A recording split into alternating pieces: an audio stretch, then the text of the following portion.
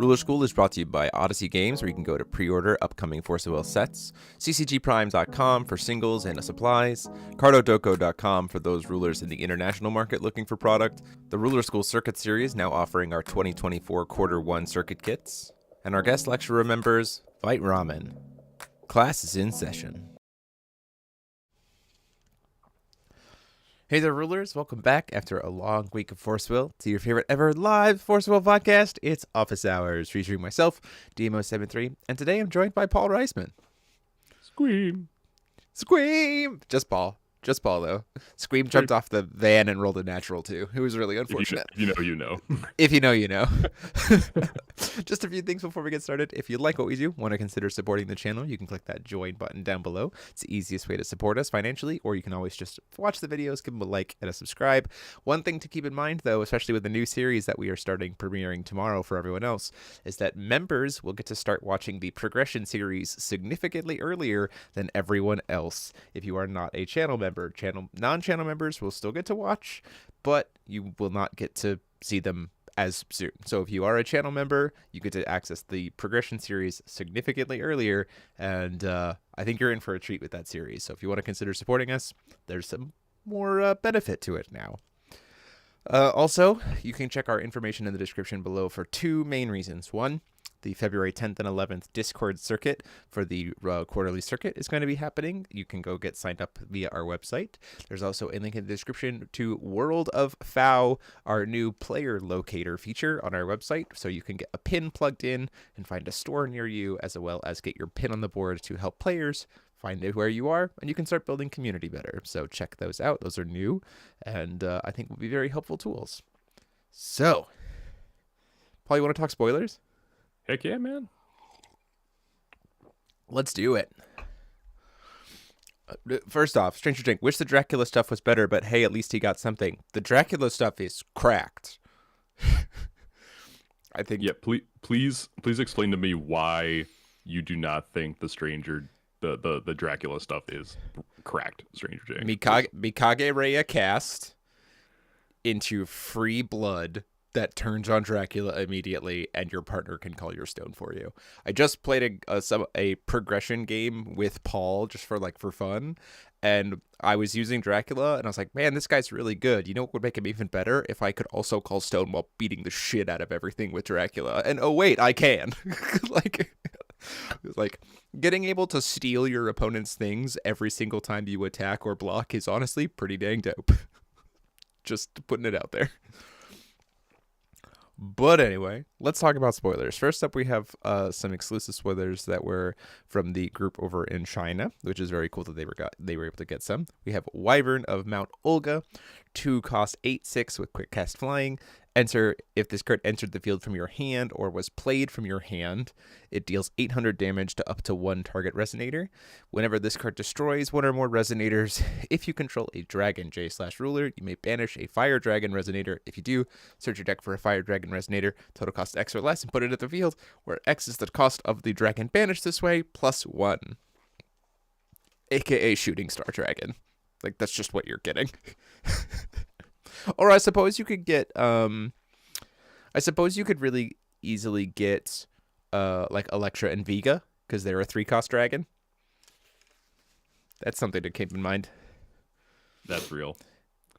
Also, notice it says enters from your hand, so no Fushi support. Yeah, no Fushi support. Here's a question. Real quick question. Is both of Electra's contracts are dragons, right? On their contract side? Let me discover. No, they are humans. Oh, that's so unfortunate. Because if they were dragons, this card would honestly also be Electra support, because it'd be insane. She can flip super fast, kill something, and then go get a free Electra and Vega. Ugh, that'd be so good. Yeah, Scalies with swords equals humans. Yeah, for sure. Weird. That I suppose tracks. Ultimately, though, this is still a very good card. Being able to, I'd have to look into specifically what dragon rulers we have, because Bahamut is the only Grim Cluster dragon, and he's only a dragon on his J ruler side. That being said, you will be flipping Bahamut pretty significantly quicker in this day and age because of Parrot Dragon, right? So the idea being like you can get Bahamut out pretty easily turn 2 without having to spend any will, which means you'll have a Dragon J Ruler out and then 2 will to be able to burn into Wyvern. And so like you're already at a point to be able to set that up pretty well. I would like to say that Shooting Star is just an amazing card, and like just in general, and the fact that we're going to suddenly have him be meta relevant again and effectively able to be gotten out very quickly, whether it's paying 2 for him because of Parrot Dragon or cheating him out with Wyvern. Yeah, I'm here for it. It's pretty sick. So you want some other Dragon J Rulers, friend? I know J rulers, that's not a problem. I'm looking specifically at Dragon like rulers, like front side. So obviously So all of the the avatar of Magic Stone. avatars. Yep, does make sense. And then oh yeah, this is gonna be so good. You ready for this? I'm Really ready. solid. Really correct. Ragnarok. That man's banned. Oh wait. Yeah, again, that doesn't work. Oops. Whoops. But still, cool card. Really like this card, and we'll talk about it here in a second. We've seen that Shooting Star is getting a reprint. I'll just go ahead and bring that up right now.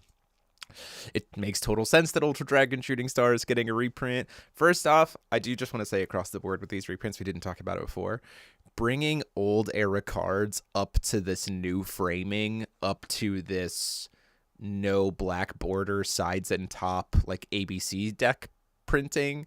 These look so good. Like visually, this looks so good.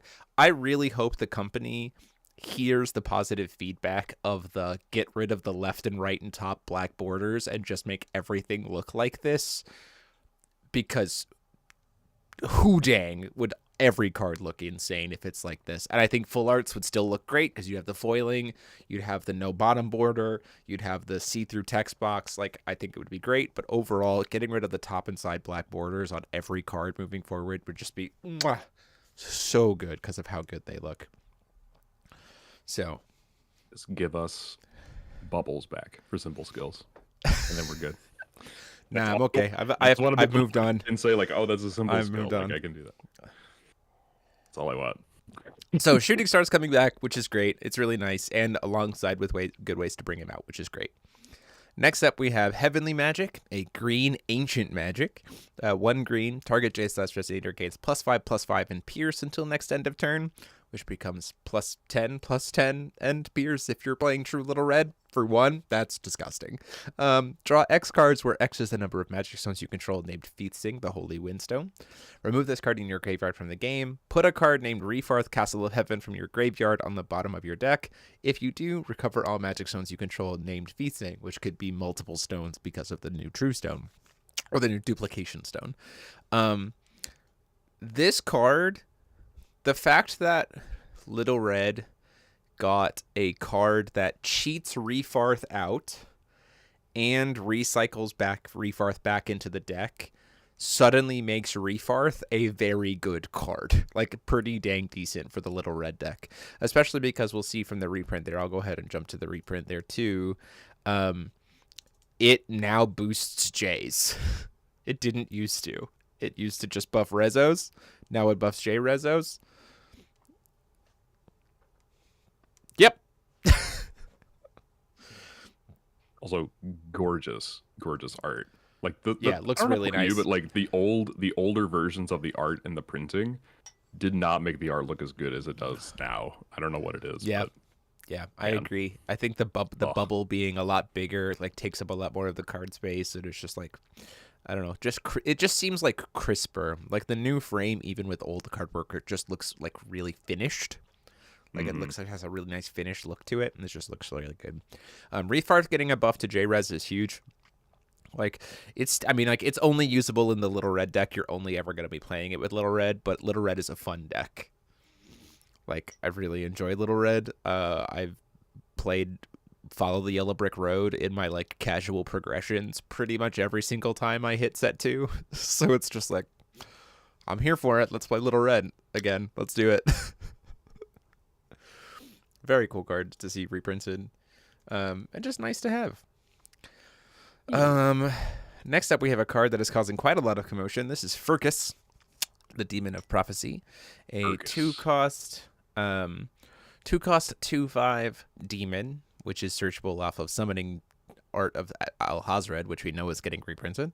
Look at your opponent's hand and choose a card from among them. Your opponent puts it on top of their deck. At the beginning of the end phase, name a card. If each player reveals the top card of their deck, you may put all cards that share a name with the named card from among them into your hand. Pay 0, search your deck for a demon, reveal it, and put it into your hand, then shuffle your deck. If you put a card from your hand this way, put a card from your hand on top of its owner's deck. Play this ability only during your main timing and only once per turn. I'd like to point out something very silly with Furcus. Is it that you could steal your opponent's cards? Well, yes, that, but also, if I play Summoning Art of Al-Hazred and I search a Furcus, that means for the end of until the end of the turn, every copy of Furcus is free. So I play Furcus, and then I take a card of yours, and I put it on top, and then I write down what card that is. And then I use Furcus's 0-cost ability to go search up another Furcus. And then I play a Furcus. And then I take another card from your hand and put it on top, writing down that that is now the next top card on your deck. And then I do that again. And then again. And so, look, I lose my hand, but then I just get your hand instead at the end of the turn, provided that I just call them in the order that I stacked them on top of the deck and you didn't kill any of my Furcus. Don't get me wrong, that's really bad. It's really stupid, but it also is hilarious. Then you could pay 2 to set them in your chance standby area, which Yep, still and just steal them. exists. No, I'm going to pay 1 because I'm definitely playing Abdul K1, and I'm just going to set them all. I'm going to steal them. I'm going to put all of them face down for 1. Even better. I'm just going to steal every single one. Just be like, you don't get these anymore. These are gone. These are mine. Forever. I do think there's this really interesting like green-black discard deck, like green-black discard control deck with Christie because of things like Alberek, right? Where like between Alberek and Furcus, you're just like taking every card that your opponent has and just being like, I'm just gonna starve you out, right? And I think that that's a very cool space to explore for green black. It feels very similar to like what Abdul was doing back in the day anyway. Like it's just neat. I like it a lot. There's so much room to play around in this format. It's very fun. Although rip judges on figuring out how we're going to track cards that I steal from my opponent and put into my hand. I mean, you'll have different sleeves, ostensibly, right? Yeah, but then if I have to shuffle it into my deck, what happens?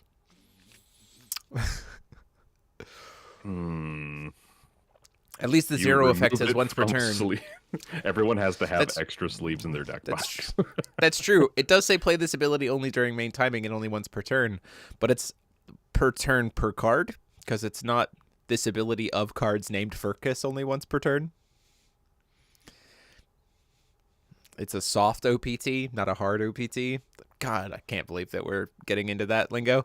Yeah, here we are. But also, they did a really good job of saying it's during main timing. Like you can only during that search during main timing, and Furcus creates an enter effect when you put him on the chase, right? So like, I really have enjoyed that all of these like powerful main timing effects are on bodies that have enters, right? It creates this like really, really nice multiple windows to be able to interact with them and like play through them. And like, I think it's just overall healthy game design to create it. Like the Pandora, right? Like we'll talk about that in a minute too. But like the WinCon Pandora, she has an enter effect and she can only do her effects during main timing to try to win the game. So like you always have a window to be able to like respond before they're just gonna be like, oh, I resolved it, you're dead. It's just nice. Yeah. Next up, we have a cognate. This is Abel, the Apostle of Creation. 1 white, 2/2. Enter. You may search your deck for a cognate resonator that doesn't share a name with resonators you control. Put it into the field. If you do, shuffle your deck. When this card is destroyed by an effect you control, you may put a card named Abel, the Avenger of Gods, from your hand into the field. If you do, it enters the field awakened. For those of you who don't know, Abel, the Avenger of the Gods, has the awakening of destroy all other resonators, but only when awakened. So you just get to blow everything up. Pay 0, destroy this card. If you do, produce red, and you may heal an astral ruler you control named Abel, the Apostle of Creation. Play this ability only during main timing, and only if you control an astral ruler named Abel or named Apostle of Creation. That's Cain. Pay 0, search your deck for Abel, the Avenger of Gods, reveal it, and put it into your hand. For those of you who don't know, Cain is a ruler who wants to flip as fast as possible. He wants to get aggressive. That's the whole point. So also making him have a way to heal himself, while also then setting up. Let me just talk about this. Cain dies. I've got an Abel on field. Abel pays 0, destroys himself, heals my ruler, makes a white, and then also trigger, because it's an effect I control, puts in the Avenger of Gods, blows up every other resonator, and then Cain flips.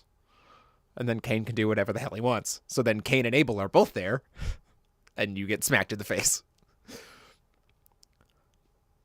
That's just cool. Yeah, that's a big. That's a big. Am I reading this right? You may search your deck for a cognate resonator that doesn't share a name with the resonators you control, and put it into the field.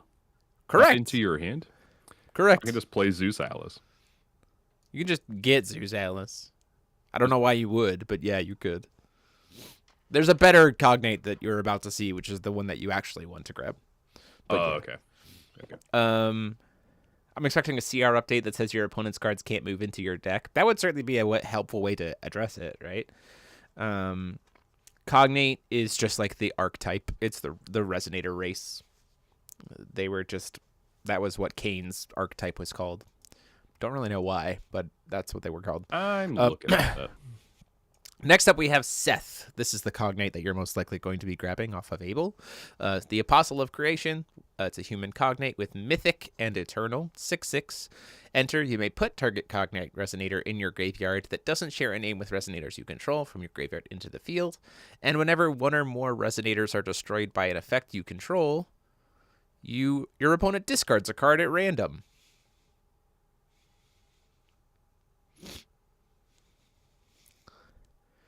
Thank goodness they put Mythic on this guy.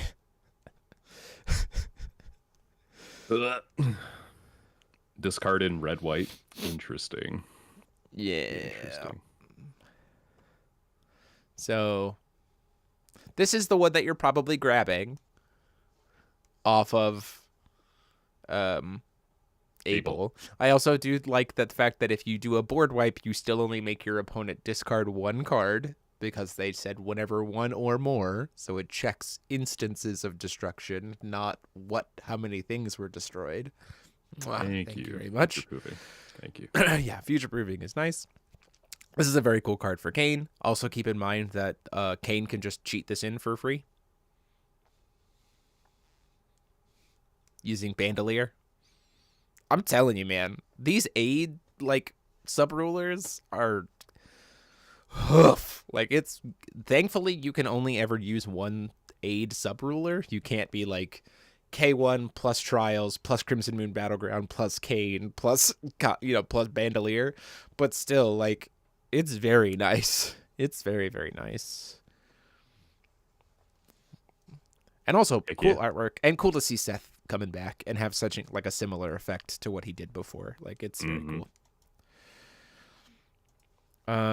Last, I think that's the last card from that crew. We also saw Tell of the guys from Only Fow TCG also put up spoilers this week. Trying to find theirs because I know I saved them, or at least so I thought. It was Mother, Hydra, etc., right? Yeah, we didn't talk about those ones yet, I don't think. I'm looking on Force of Wind, and I'm not seeing much outside of that. I'm just trying to... Here is this. Mother Hydra, Familiar of Cthulhu. 1 white, 1 blue, 1 black, 6/6 incarnation, blue black or blue black. If you don't control a resonator named Father Dagon, you may search your deck for a card named Father Dagon, put it into the field. If you do, shuffle your deck. This ability only triggers if you have a Cthulhu or a demonic or a fiend, J/ruler. Whenever a resonator named Father Dagon is put into the field under your control, you may put this card from your hand or graveyard into the field, aka an unlimited batch of continually being able to incarnate stuff, which is a huge buff to the incarnate. Incarnate engine, which is very, very cool, and it's just really nice. Also, keep in mind the fact that Yarlathotep, the ruler from MPR, has the combined stats of all your Cthulhus, so this also feeds very well into that, where like she wants to be able to have a huge wide board. Mother Dagon and Father and Mother Hydra and Father Dagon play into that, and the fact that they constantly refill your board with decent stat lines, so that she will be huge. So cool stuff. If I read this correctly, this actually supports Wolfgang 1. I have the cards. I found them. It also does support Wolfgang 1, yes. Next up we have Girl of Chaos. 1 white, 1 black, 1 void human, mythic, reincarnation, Pandora of Light or Pandora of Dark, 6/12. If a card would be put into your opponent's graveyard from anywhere, remove it from the game face down. Instead, your opponent may look at it at any time. Enter, or at the beginning of your opponent's end phase, you may put a relic addition from your hand or graveyard into the field. Force 1. Remove the top X cards of your deck from the game face down, where X is the result of the roll. Keep in mind that doesn't let you see what they are. You just get to put them face down. God's Art. This is so great. Opening the box. Pay 1 white, 1 black. Reveal all face down cards in your removed area. If in those cards revealed, there are more cards named Pandora's Box of Hope than cards named Pandora's Box of Despair, you win the game. Otherwise, you lose the game. So if it's a tie, or worse, you lose. Play this ability only during main timing, and only if there is a card named Mirror of Chaos in your extension rule area. You literally get to play open the what's in the box and see if you win the game. I'm here for it. It's so Simply flavorful. Shenanigans is It's so perfect. flavorful. I love it so much. I think it's very silly. I think it's very, like, there are certainly ways that you can cheese this. We've talked about before how this card doesn't have Pandora in its name. That's very important. It, like, it makes the cheese harder. Technically, you can play a single ruler with Mirror of Chaos and only Pandora's Boxes of Hope, so that you can hard cast for 3 a Girl of Chaos, hope to high heaven she hits a Pandora's Box of Hope, and then resolve God's Art and win the game. Technically, that works. You can cheese it so that you can always win, provided you hit at least 1 Pandora's Box of Hope. Keep in mind, though, you also will lose if they have no Pandora's Boxes of Hope, because at that point in time, you don't have more Pandora's Box of Hope than Boxes of Despair. So if you don't hit any, you just lose. Would I play this outside of Double Pandora? No. Am I absolutely going to play Double Pandora and see if we can make this work? Yes. Am I going to build it for one of the guys at our locals who played Turbo Pandora back in Grim Cluster and say, play this deck? And he will probably say yes. Absolutely. It's very funny. Absolutely It's very ridiculous. silly. I love it so much. We cheesing with Dragon Millium. Yeah. That's probably the ruler I would do it with, in all honesty. It's just Dragon Millium. Just to, like, have in the back pocket of, like, oh, I won. Because I'm playing Dragon Millium, so I need something, right? Mom, protect me. That's it's just like the epitome of, like, Mom, please help. So that's just fun. Let's talk about Pandora's Box of Despair, though, because we haven't seen that yet. Pandora's Box of Despair, 3-cost relic. At the beginning of your opponent's main phase, remove the top card of your opponent's deck from the game. Banish this card. I'm going to sneeze. 1 second. Banish this card. Put a resonator or addition removed by this card from its owner's removed area into the field under your control. Rested. More stealing your opponent's stuff. It's neat. I like it. Yeah, I like it too. So, yeah. Oh, here we go. Here's what we're gonna do.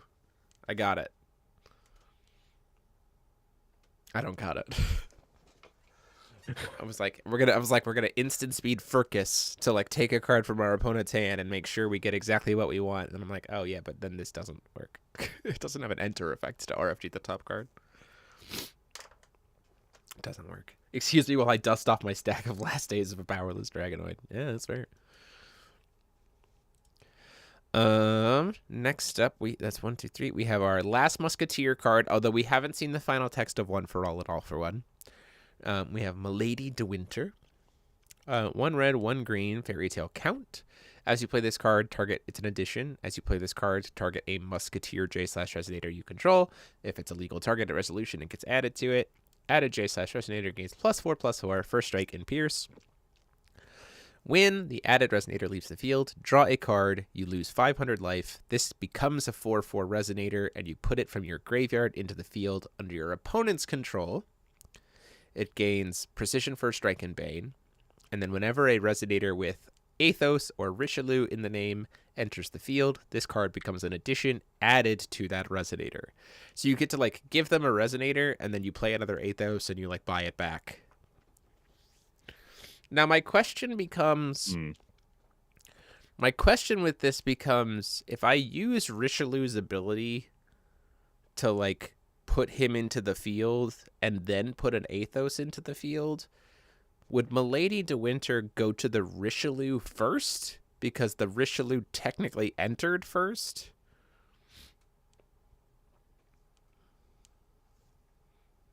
I'm gonna be real. I've read this card 5 times and I still am not sure what it does. That's fair. That's very, very fair. It's neat. It's very, very cool. My main question is like where she goes when your opponent cheats in another Richelieu. That's the biggest piece. But it's cool. We also thought this was gonna be a Bastet art reprint, and it's just not. So yeah, that's all I got. Too much text. That card. Musketeers. Let's do it. Do it. Yeah, there you go. Next up, we have the Magic Stone of the Wolf's Knight. You may treat this card as a Fire Moon entity as long as it's in the field, which we believe means that you can count as having put a moon into the field for the purpose of Little Red. Wolf, Werewolf, or Little Wolf Girl, J/Resonators you control, gain +2/+2, which is what she is on her J ruler side. At the beginning of your end phase, you may put the top card of your Magic Stone deck into the field rested. If you do, you put this card back on top of your Magic Stone deck until end of turn. You cannot put Magic Stones from your Magic Stone deck into the field, and it taps for red or white. Essentially, this is a way to just let you keep judgmenting Wolf Girl every single turn via a stone, right? Which also makes sense why. And having like 2 in the field gives them a static +4/+4. Yeah. Can't be removed. It also is a world where like Magic Stone Dance of Chaos to try to dig for this is pretty solid, right? Because it doesn't say tap this card to put it back on top. It just says like put this card back on top, right? So like if you haven't seen it yet, you could Magic Stone Dance of Chaos, dig 3, hit 1, and then you like turn it into turn the Magic Stone Dance of Chaos stone from this into a real stone. Just one of them though, because again, they designed this very, very well that it can't be like, oh, I Magic Stone Dance of Chaos into 3 of these. They become 3 real stones. Like, nope, they did a very good job. You will only get 1 stone. But you can like set up for multiple turns after that to get Little Red on faster. My one thing is I think that Little Red's already judgmenting fast enough anyway. Like we have so many good moons that I'm not really sure if she needed this. But it is cool for her. Like don't get me wrong, it's a very cool tool. But like we already have so many ways to judgment her so fast. I think the buff is probably the thing that's the most beneficial here. Because like let me look and see like what cards are in that pool. That's true. That is a good point. This stone will reanimate your lone wolves because it's a fire moon. That's Yeah, real. so your lone wolves will get bigger. Yeah. Falling into the cracks of time stonks. um, Up. Way up. your Beowulfs go from 3/5s into with 1 stone into 5/7s, which is really solid. Your little wolves become 8/8s. Because their base stat Your is 4/4, right? Or your lone wolves become 8/8s? Because their base stat is lone 4/4, wolf. right? Or is their base stat 2/2? I don't remember. They're 2/2s. Sorry. So Yeah, I'm past your that. so your lone wolves will be Um, 6/6s. That's pretty yeah. good. Your Moon Knight Pouncers become 7/7s, which for 2 is really solid. If you get more of these stones into the field, suddenly you're dropping like casual 2-drop 9/9s, 11/11s, which is Yeah. kind of nuts. This is one of those Um, things where like I question whether or not, because very clearly it's Little Red the Wolf Girl is what this is for. It's what a lot of the support is for. You can play Little Red the Wolf Girl as a Grim Cluster deck, but really you're playing Little Red the Wolf Girl with Red White Aristella, which is fine. Like that's very clearly what they were going for with that card. This still supports it. I question whether or not the deck has reached critical mass where we've started to actually run out of things that actually give it more benefit. Like it's already kind of hit peak of what it can do. And so giving it something else is like, yeah, but it's just doing the same thing. Like it's not really letting it do anything different than what it already was doing. Like we get it. You're an aggro deck. You're making moons. You're going fast. This is just another deck for it to go, okay, you're making moons. You're going fast. Right? Like that to me, like I feel like we've hit that point with Aristella Little Red, and this stone is also that. Like it just feels like we've hit the same spot of what we were already doing. That don't get me wrong, good deck, good aggro deck. Let people play it, let people have fun, but like it feels like you just. It's one of these things of like, which of these 12 shotguns would you like? They all fire exactly the same. They all look a little bit different. Which one do you want? Like they all cost the same, but they all do the same thing. And it's like, well, I guess I would like that one. And it's variety without actually being variety. Like it's more like cosmetics. It's just like, what skin do you want to play on your Aristella red white deck? Well, there's something about this card too. Like I'm still focused in on the stat buff because the fact that it just gives you +2/+2, Mm-hmm. all of a sudden, like your kind of underwhelming werewolves become decent. So like I can Yeah. see a mid-range player looking at this card and being like, "There's some value here, just calling stones." Not Yeah. trying to go hard and like kill things and like go like a million miles an hour just to win. That basic stat buff is like really interesting to me. Yeah, Robert, to your point of like gonna have to keep all the hate packed in the board or the deck to keep the deck in check, what flavor do you want? My problem is that like, and to your point, it doesn't need different redundancy is very valuable. I understand that, but the problem is all of the different things in terms of like consistency, redundancy, they all get answered by the same thing.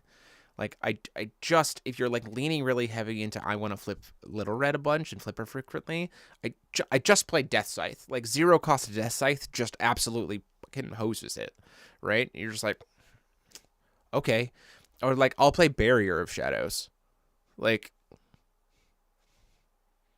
you know what I mean? Like or I'll play things that like or like Gradius. Like Gradius is a tool that you can use for it, or like Hmm. Solaria's like Solaria's Light or Solaria's Wind or Falling into the Cracks of Time or Darkness Moonchild or like it's my thing is that's just like there's a lot of different options out there, and like yes, Aristella is becoming very very very very redundant and like consistent, but like the options to be able to answer it are diverse and effective. So that's one of the things of like there needs to be an aggressive red deck in the environment. I'll die on that hill, as even though I'm not a red deck player, like it's helpful to be like have that threat in the environment so people don't just get lazy and just play nothing but hardcore control decks. But I would have liked to have seen more stuff for the little red stuff that let her play feeling different. And right now it just feels like we're just trying to make Araceli red as consistent as possible, but like making it as consistent as possible isn't going to help it play through the multitude of answers that exist. that fair? So, yeah, the stone also does things for that Kaguya, because every time it enters, you draw a card, right? Because you put a moon into play. So, yeah. Yep, you have to keep it in mind, which is fine. Like, let the deck exist, right? That's for sure. But, like, all I'm saying is, like, I would have liked to have seen some stuff for Little Red that gave her different outs. Like, the first lie card. Like, I think if we're calling the 3 support cards for Little Red, the Stone, the Void card, and First Lie, of the 3, the one that I enjoy the most is the First Lie card. Because it actually makes me feel like the deck was then trying to do something different that it already was doing, and it's like, I don't really know what we're doing other than just making that more consistent. Whereas First Lie is like, I can play Little Red differently now and feel good about it. Mm-hmm. That's just me. That's me as a player. Like, that's my player preference.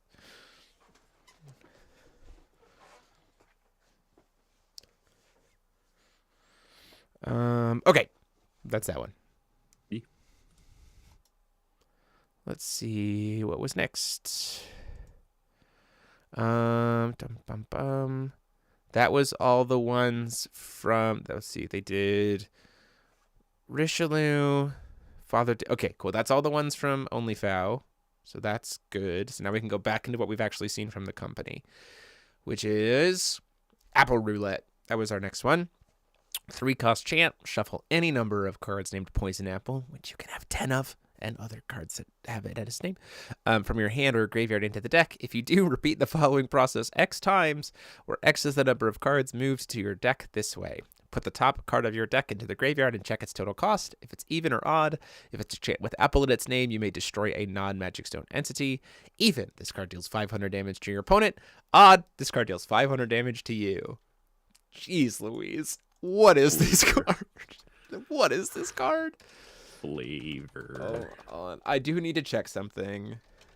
Flavor. There is a card in here.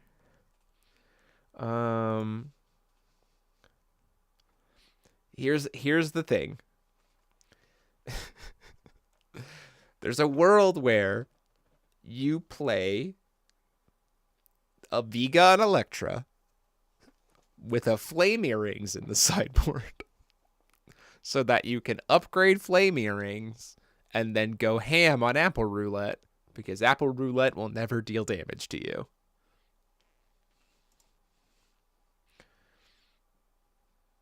Cute.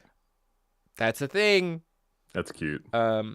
So yeah, that's a thing you can do. Let's see. There's a couple other ones that can be done. I'm trying to look at things that say prevent all damage, right? Wings of Refrain technically does it if you have 7+ magic counters, but that's never happening.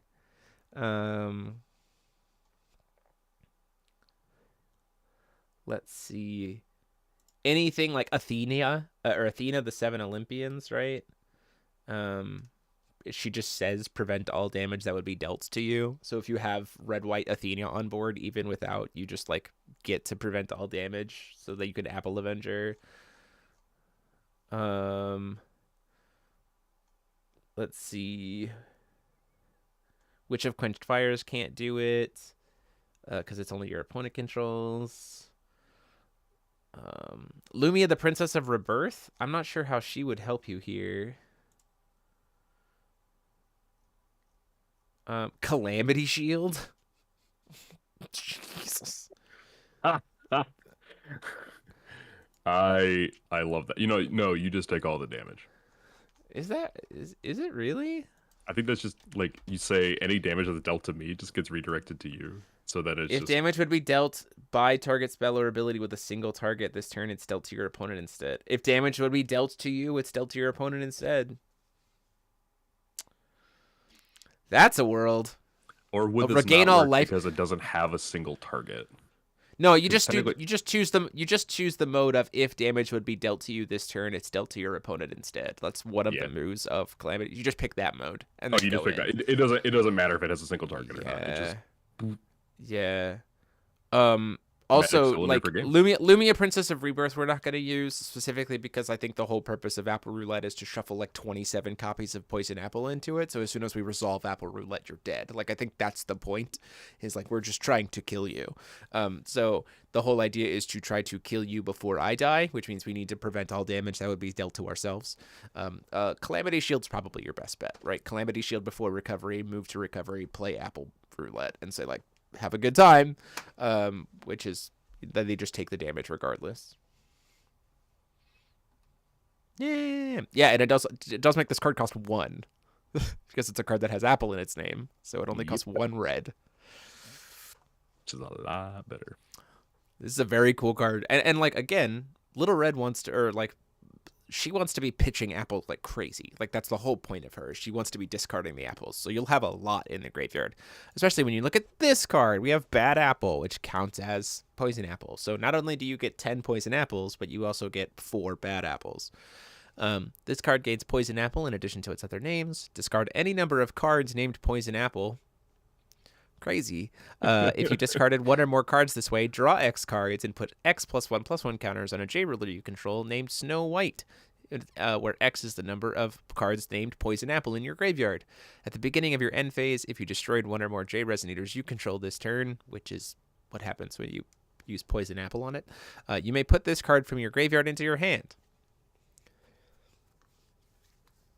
By the way, this card will only cost 1, because again, it's got Apple in the name. Remind me if this is how the mechanic works, Jeremy. I'm listening. If my Snow White dies as a J ruler, Yeah. does she keep the +1/+1 counters? Yes. Okay. Just wondering. She's pretty good. Solaria's Fire? I don't know if Solaria's Fire would work. That's a good point. So you don't want to do Solaria's Fire because it prevents damage that would be dealt to both players. You would be doing no damage to anyone if you did Solaria's Fire. You specifically have to protect yourself and not your opponent. Calamity Shield. Jared, you can't just be blabbing my Calamity Shield Spice like that. It hit me at work today, and I was like, oh, okay, tell no one. I'm sorry. You've already lost. That's already gone. Unfortunately, the card exists, so it's fair game. Yeah, it does exist, so it is fair game. This is cool. This is a cool way to give to Snow White some love. There's very much like a control burn deck that sits here with Snow White, which is dope. Glad Bad Apples isn't quick cast. We already talked about Refarth. We've got Summoning Age of Alhazred, which now has the mandatory cost reduction. It's not you may pay 2 black less, it's you will pay 2 black less. Just keep that into mind. And also, we got Layla, Maiden of the Swamps, which now has just been affected to say you may search your Magic Stone deck for a card named Magic Stone. Just updating her text to be more relevant. Cool reprint for people to have. Down for that. Absolutely. 100%. Get Layla into the people's hands. We have Witch with a Pointy Hat, which now has the reminder text for what Seal does. Also a great card to get back in people's hands. Very cool card overall. And then we got Cheshire Cat, the Grinning Remnant. And has been updated. It's been buffed. So same text as always, but now has the additional text of when this card is put into the graveyard from the field, its owner shuffles it from the graveyard into the deck, and you may put a card named Cheshire Cat, the Grinning Remnant from your graveyard into the field. This is designed to work with the Cheshire Cat that is like the reincarnation, like stack on top of Cheshire. Or if you discard it with like a Grim, you discard the Cheshire with the Grim to go search for a different one, and then you play a Cheshire Cat, and then you can go get a Cheshire Cat, and it's just like, wow, that's a thing. It's a big buff for Cheshire Cat for sure. Thoughts, Paul? I'm actually reading the incarnation Cheshire Cat. Yeah, so I can understand like how valuable this is. Reveal this I card think it's in the game. Search your deck for a card named Cheshire and put it into the field. So like there's a world in which you just pay blue, reveal, put this into the field, buy back another Cheshire Cat for a +3. Yeah, it's designed to help you be shuffling your deck as much as possible, which is the whole gimmick that they're trying to add to the Alice ruler, right? So, Mm-hmm. like, there's a world where, because of this text, you play, like, Grim plus Alice, and then you can, like, pitch Cheshire Cats from your hand to go get something, and then later Cheshire Cats get you additional value, right?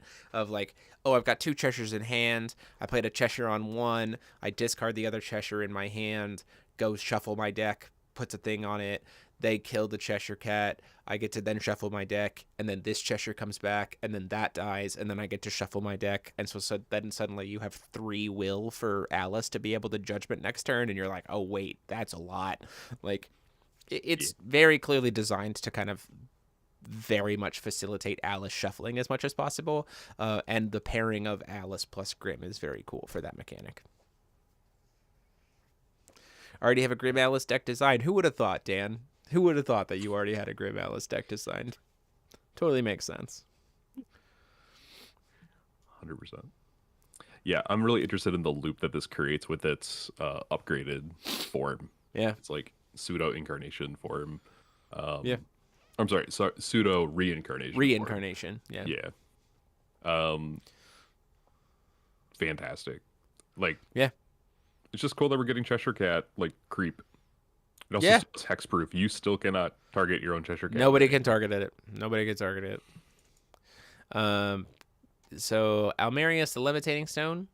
They just obviously we're gonna get the true stones reprinted. The main update to all of these stones is that they have mythic instead of the if you control a different stone, which is the whole point of the new special magic stone, to make them lose mythic. So that flavor makes sense. Also, these stones look incredible in the new framing. Like, Mm-hmm.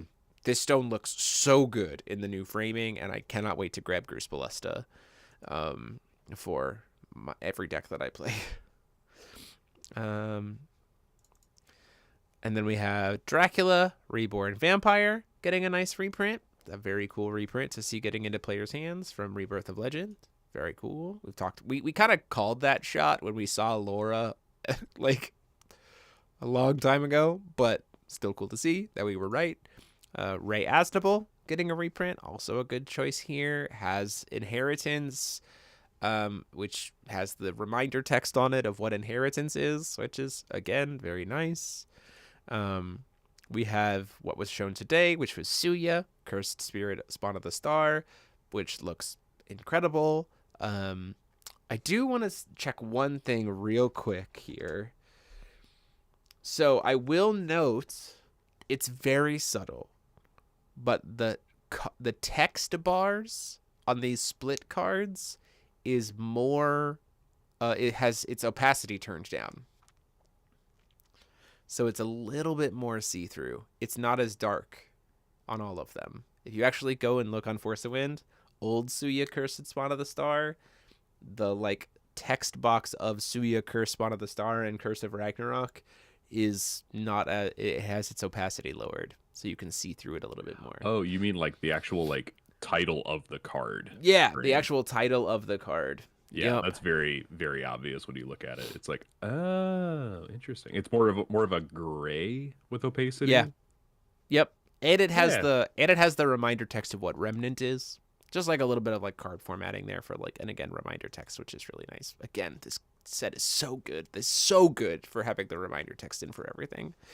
For like newer players who were jumping back in. It's just so sick.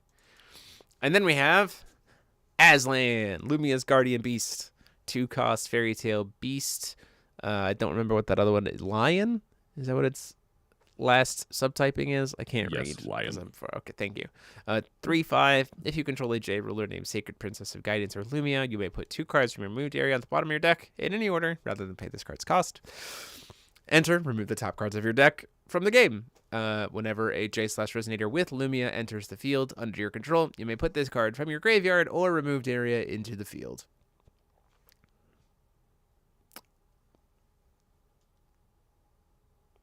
I mean, like, he's pretty good.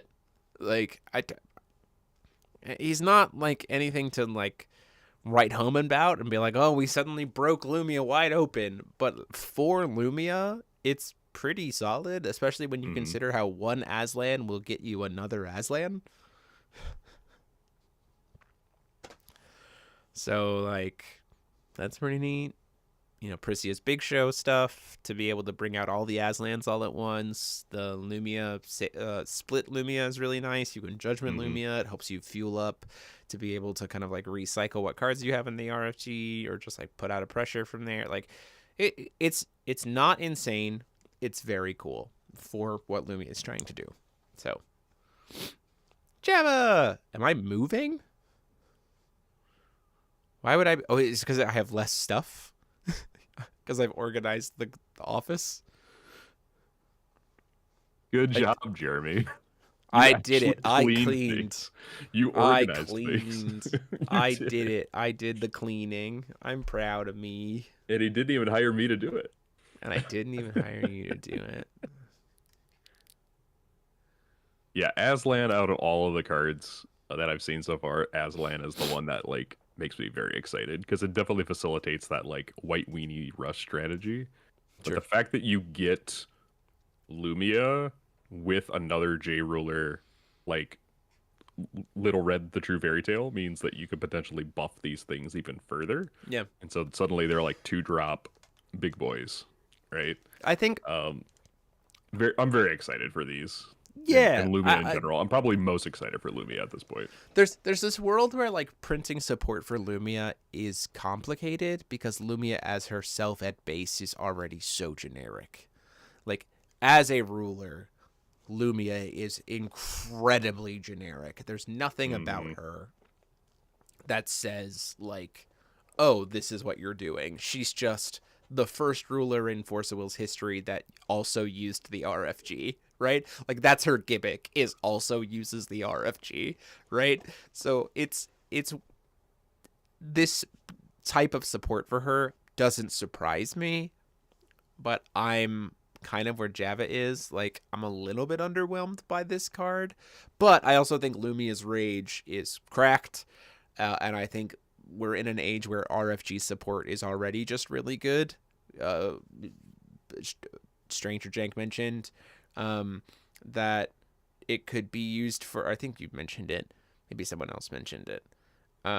King Pearlshine, recycling Sword of Prague, which is something that Lumia was already doing, right? Of like, oh, you killed my Lumia. These Sword of Progs that I don't get to recycle anymore, I'll just tuck them back into the deck with Aslan, right? Like Yep. it is a tool for her, and I kind of like that it's understated because of the utility that it gives for her, right? 100%. Or like I Judgment Lumia, but the cards that are in my RFG are bad. So like I don't want to cast them with Lumia, so I'll just tuck them back in, cast the Aslan, and then buy new cards that I can play with Lumia, right? It just like facilitates her package a little bit more and allows her to like kind of keep up with the go wide boards because again, similar to most control decks in Force of Will, sometimes you just get absolutely blasted by go wide boards, and so Aslan is helpful for you to be able to just like have this kind of continual pressure board alongside with her like deer, right? Like the deer is very nice for her to be able to kind of shore up that I don't want you to go wide perspective.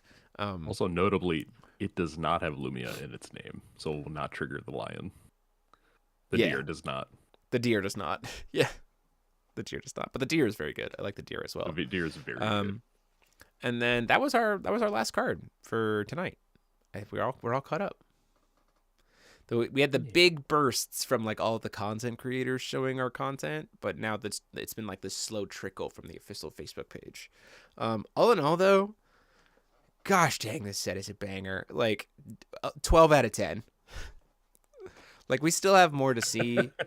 We still have more to Yeah. see, and there's certainly some things that I like kind of have my eye on. But like the things that I have my eye on, I've already been sharing with the company of like, hey guys, just thought you might want to know about this duplication mirror. I'll go on record. That's fine. But like, He's not for it. I'm not for it. Listen, you He's, want to he's fight not me? for it. Like, you're hunting I'm it down. I'm trying to get that card axed. Like I will bring the hammer myself if I need to get Duplication Mirror destroyed before this format starts. Overall, though, it's like 180 rulers worth of stuff in terms of like possible combinations. And I'm very excited about it. I got a tattoo. I've had a tattoo for a while. Yeah, I've he's had had it a for tattoo for a bit. almost 2 years, I think, at this point. You got Coming it up on 2 before I years. got mine. Okay. Because I got mine back Yeah. in November. So it's been more than a year. It's definitely more than a year. I think this coming February is 2 years that I've had this tattoo. Just ban the card. Yeah, for sure. Absolutely. There's absolutely no reason to not just ban Dupe Mirror. Like, Dupe Mirror was never played back when it was printed. It shouldn't suddenly be free instant speed as many times as you want per turn. Like, that's a different card at that point. Just ban it. It's not worth it. They already have precedent for it. This sorry. Someone posted the wonderful Foul Wonder. I think the Foul Wonderland is a new content creator from overseas who's been posting like TikToks and stuff and like shorts. They did a meme of the like person being like the 3 people being like calm, no energy, every energy ever, like all as much as energy, and it was like Feith Sing, Zero, Kaguya, and I was like, this is just me during the podcast. Like, I'm the one that's filled with energy. This is me. Like, I will go on a rant about how there's already a precedent to just ban Mirror outright because they did it with Sinbad. Print it again later. Like, feel free, give it an errata and print it and reprint it later. You cannot allow Dupe Mirror in this current format. Has to go. Card cannot exist. And you shouldn't want it to exist in its current form. And it's okay. Just into the sun. Just shoot it into the sun and never look back. Jeremy's gonna break the Duplication Mirror and then lose subs until he's. I'm not doing that. We're going up in sub count. I don't want to go down. We're going up. It's been good. It's gotta be negative because it's you're doing something that is a superstition, right? So Yeah, it's supposed yeah, to be that's bad fair. luck, and then you blow up. And then I blow up. I don't want to And then blow up. Yeah, you're gonna go down to 7,777 subs. It's gonna go all to your thighs, and then you're gonna blow up. Is there any other cards that have similar abilities to Dupe Mirror? There are things that copy, but most of the things that copy don't trigger enter effects because they copy something, so they've already missed enter effect timing windows. The problem with Dupe Mirror is that it enters as a copy of the thing, and as such will get its enter effect. And so when you start to get the ability to repeat enter effects a bunch of different times, you get a problem. And so like there's just Dupe Mirror causes more problems than it would bring actual benefit to playing Kaguya, and she's already getting enough good stuff by playing Trials. Like, Trials is already good enough for Kaguya. Let's not crack the game wide open and also give her Dupe Mirror. Like, just get rid of the card. It's not worth it. With a cost of 4, why is Duplication Mirror a problem? It's because with Trials, anytime Kaguya kills something, she gets Duplication Mirror from deck for free at instant speed. That's why it's a problem. I'll pull it up on screen. Yeah, Trials from Kaguya literally says if you Java, kill something I don't think your opponent controls, you just get a treasury, and you just put it. You also get an EX deck of treasury items. I don't think you've seen this card potentially. This is the big support for K1, which is where if you kill something, it's not even if you kill something. Oh, no, it is whenever you destroy. Whenever you destroy one or more J/Resonators your opponent controls, you can search your deck for a treasury item and put it into the field. If you do, shuffle your deck. Not a once per turn at all. Instant speed, and doesn't care about cost. So you could just get Dupe Mirror for free at instant speed, and then get the enter effect of the thing that you're copying, because that's how Dupe Mirror works. It opens up way more problems than it solves, and it's either a hard ban or a combo with Trials. Like, you can do that too. Like, if you really just don't want to put it on the ban list, combo ban it with Trials from Kaguya. Sure, fine, whatever. But also, just ban Dupe Mirror. It was never seeing play before. No one's going to be mad if it goes on the ban list because they printed Trials from Kaguya, because everyone's going to be so excited that they printed Trials from Kaguya that they're not going to care. I know I don't. Like, I'm the biggest seer of the Blue Moon stand that's currently still playing the game, and I want that card gone. Like, it's fine. Are there any particular combinations that you see duplication mirror like Electra kills you. facilitating? Electra kills you. Just Electra. That's not even it's that's like the most expensive one, and that's the first one of many.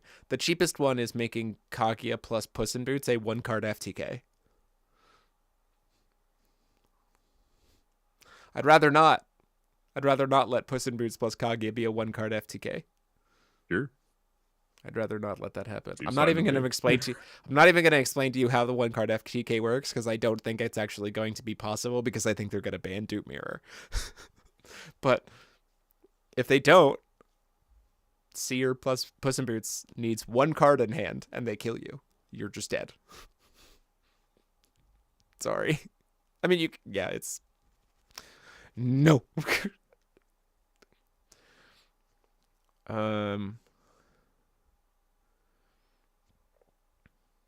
Could I put it on screen? Duplication mirror? Well, we don't have the final text for... Okay, well, now I have to explain it. So duplication mirror enters the field as a copy of whatever you're choosing, which means it triggers the enter effect of the thing. The main problem card. Is there any way to FTK with Kaguya? Yeah, I just explained it. I'm about to show it to you. Yeah, we're gonna play it out here. I'm going to play it out for you. Let me just bring this card up. Jeez Louise. I got to go digging because it was a while back. As that. If you need to let me know and I can send it to you. I got it. So this is one for all and all for one. This is the main problem with the FTK, right? So this is unfinished text. So it's very possible that the final version of this card is designed in such a way that it does not enable the FTK.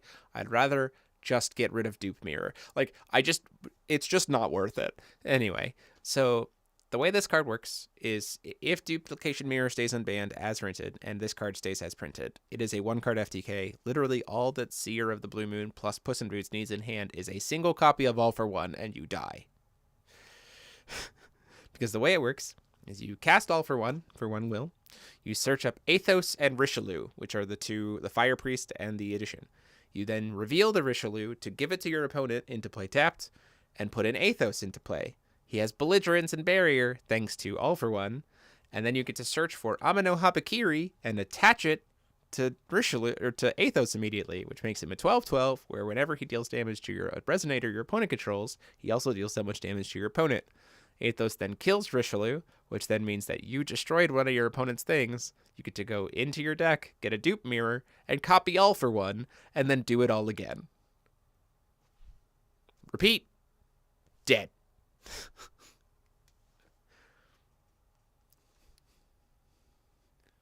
Let's not have that in the environment. Yeah. Good? Yeah. Or just change the text on All for One and One for All. Right? But like, why would you do that for like a card that nobody played before? Yeah, exactly. It's one of the, it's like our argument is like twofold. One, you're being an apologist for a card that never saw play even when it was initially printed. So like, why are we being an apologist for that? The card can just get axed. It's fine. Two, there's precedent already in place with the ban lists for taking this kind of action because of we never intended this card to be able to function like this when we designed it, but we wanted to design this new card in the form of Sinbad with Moondust Revolution. Sinbad got the axe because the way it was worded at the time would have created an infinite combo with Moondust Revolution, and that was never the way Sinbad was designed to function at printing. And so as such, they axed Sinbad, and now they're printing Sinbad later with proper text that solves the problem. So if Duplication Mirror is not printed in this current set with card-solving text, you just ban Duplication Mirror, so it doesn't create the problem, and then you can reprint it later to say things like, if this card was played from a hand, it enters the field as a copy of something, right? Like, very simple. Like, it is fixable, but it's not worth it for now, and there's precedent to go ahead and axe it. Yeah, 100%. And it comes back down to, like, what do you want ban lists to be used for? right? And Yeah. if we're just gonna put something in timeout until we can reword it and then bring it back later, that's totally fine, Yeah, right? exactly. Right? Totally fine. It's not like the company's gonna forget about that card. Like Yeah. the design team is very intentional with what they do with the ban list and their card designs. Yeah. And so if it I does get just fixed, I can see it coming back later. yeah, for sure. And then like again, there's so many other cool things that Kaguya can do with trials. Like it's not like we're suddenly like making trials bad. We're just making trials not cracked. Yeah, more cracked than it already is. With the amounts of crazy effects you do have, do they balance each other out, or do you have, for example, a tier 0 deck right now? Far from it. The current meta, even going into Pilgrim Memories, is like 12 decks that I would say are like tier 1 contention, and like 5 more that are in the tier 1.5 category. There's a lot of diversity for what can be played right now at the competitive level. All kinds of stuff.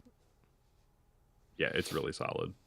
Not to mention like decks you get to explore with new cards that were always like really good, but like they just never really had like the niche. And Pilgrim Memories is about to like open up the box for even more playtime with 20 other rulers, right? Yeah, for sure. Like to more examples of like duplication mirror being a problem, like the FTK is on one end. On the other end of the spectrum is just like play a copy of Electra. If Electra survives killing something with her enter effect, you get a dupe mirror, which gets you another Electra, but your opponent is now not able to cast spells, and so you just have 2 Electras and you kill your opponent. Like it's like it just becomes 4 mana win the game, right? And just it just creates more problems than it should. And so for a card that is so old, that was very clearly never designed to function in that kind of capacity, it's just better to axe it. Like it's just safer to axe it than to try to open up that can of worms.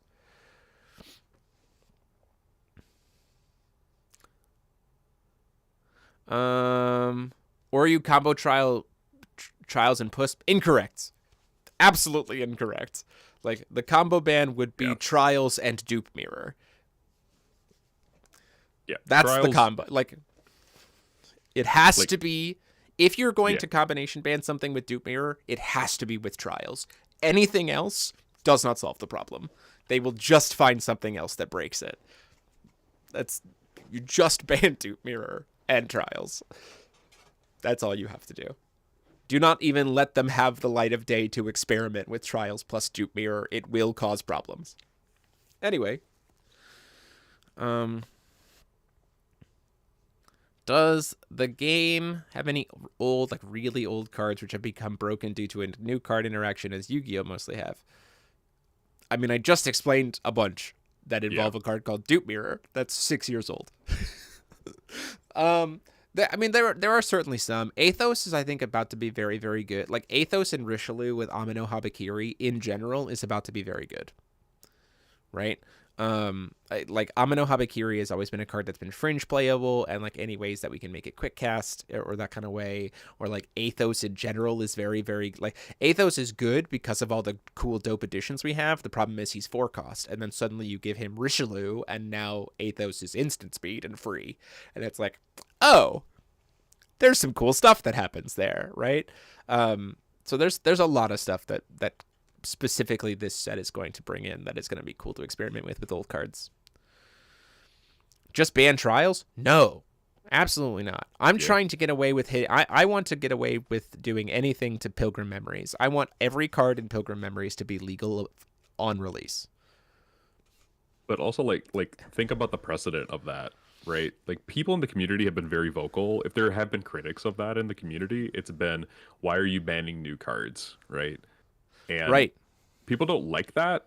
And, like, what's the point of releasing the card if you're just going to say, like, oh, just kidding, this ruler is no longer good. Like, we're going to give you this fun toy, but now you don't get it anymore. People don't like that.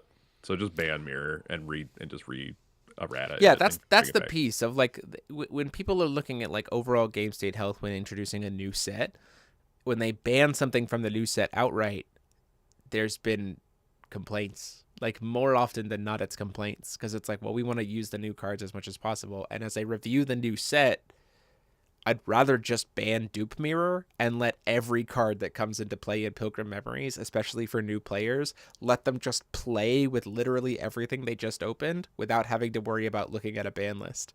Like, just let Pilgrim Memories be fully legal.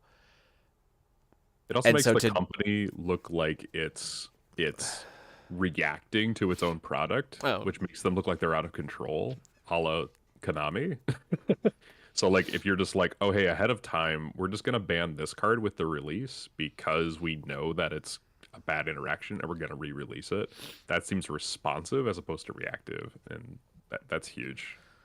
To your point, Stranger Jank, they didn't feel that way with Ainz every new set. Come on. So, here's the thing about Ainz.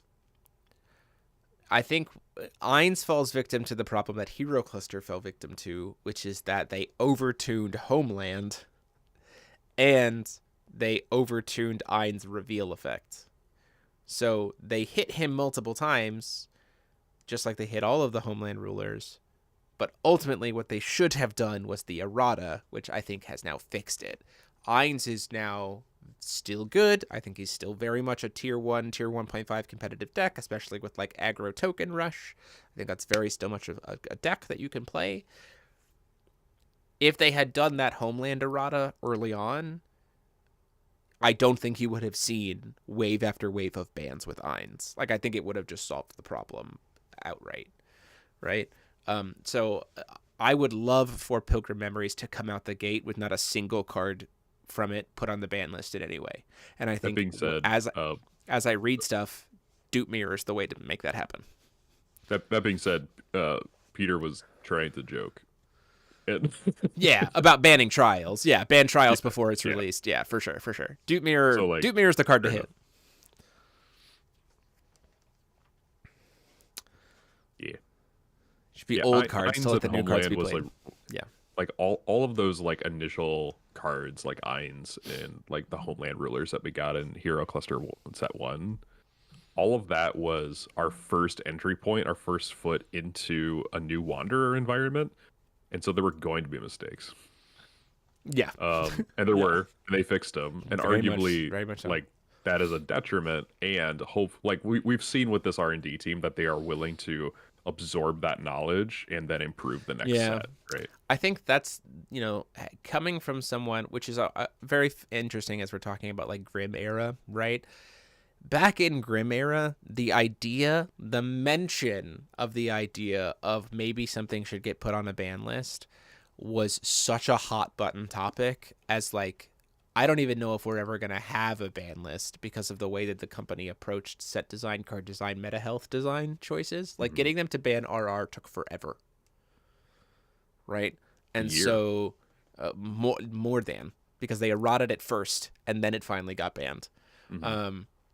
So we're in an era now where I don't have that same kind of complaint. And so, like, I want to hear people talk about their concerns about card interactions. And I think that they are heard much better, and interacted on much faster, which is fine. Which is also why I tell the company, like, I've pointed out some potentially problematic things from within this set. None of them scare me as much as Dupe Mirror does. So I would just rather axe Dupe. It's like the problem is solved by killing a card from 6 years ago. Like, I legitimately cannot find an argument to be angry about, a legitimate argument to be angry about just axing Dupe Mirror. Like, if you have one, if you want to message me and say, like, this is my argument for why they should combo ban trials in Dupe Mirror instead of just axing Dupe Mirror, I'd be happy to hear that conversation. I, in my right mind, cannot think of a legitimate argument that isn't just axe it. Like, just get rid of Dupe Mirror. Like, there's no downside to that.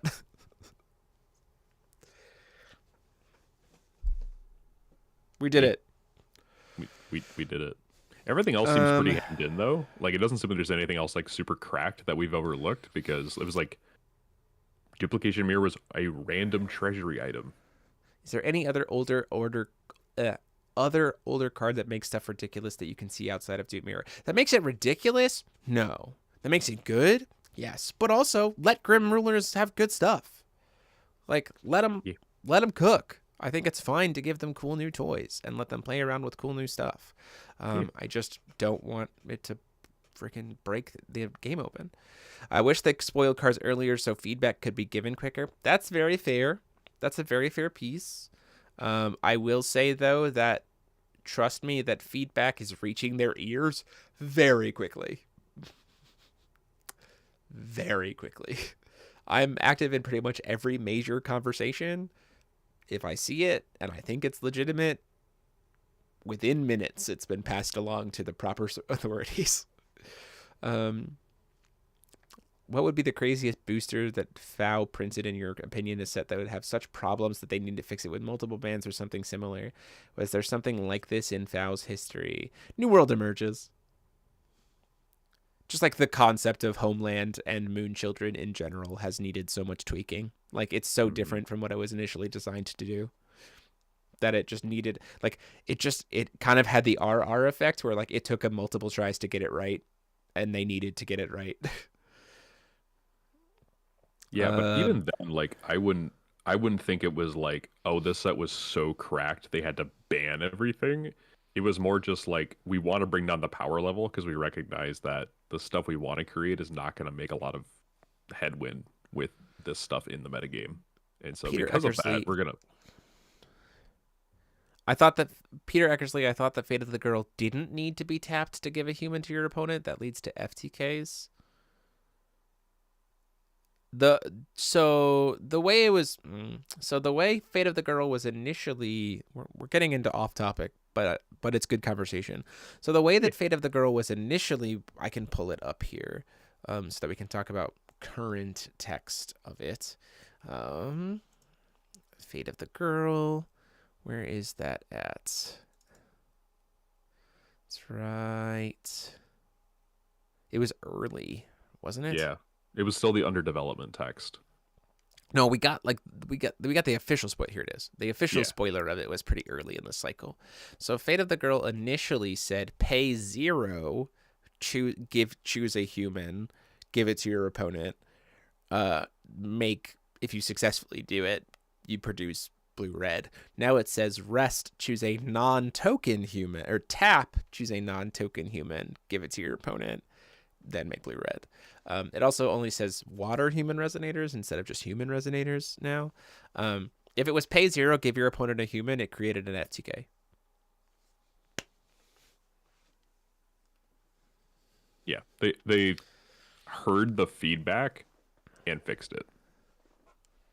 Between the reveal of the card and the official reveal of the like card you're going to get in the box.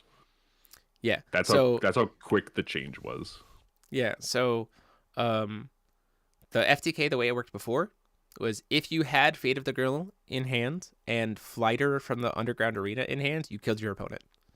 Because your rulers were Joan d'Arc plus Vlad. And you played Fate of the Girl for free. And then all at instant speed, you could pay 1 red, reveal Flighter, make a token, give it to your opponent, produce blue-red, use the red to make another Flighter token, give it to your opponent, and make infinite blue will, which then let Vlad infinitely drain your opponent. So you just 2 card in your hand, FTK.